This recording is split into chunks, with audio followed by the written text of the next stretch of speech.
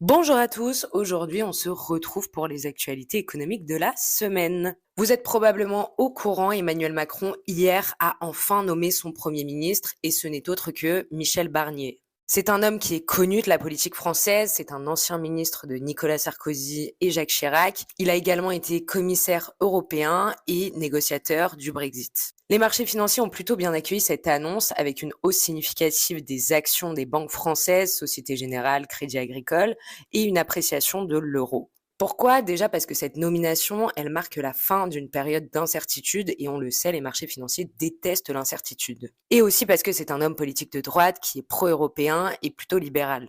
Si on doit dresser son portrait économique, on peut déjà dire qu'il est favorable à la réforme des retraites.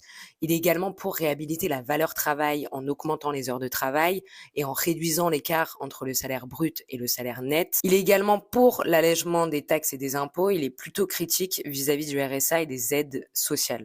Deuxième actu, l'INSEE a annoncé que le déficit public français a atteint 5,5% du PIB en 2023. Ça fait de la France, avec l'Italie, l'une des seules grandes économies européennes à avoir un déficit supérieur à 5%. La Cour des comptes estime que la France sera le seul pays parmi les principaux de la zone euro à avoir un déficit supérieur à 3% en 2026. Pour rappel, le déficit public mesure la différence entre les dépenses et les recettes des administrations publiques. Bon, on termine avec une bonne note. Le tourisme en France devrait battre des records en 2024 avec plus de 100 millions de touristes sur l'année.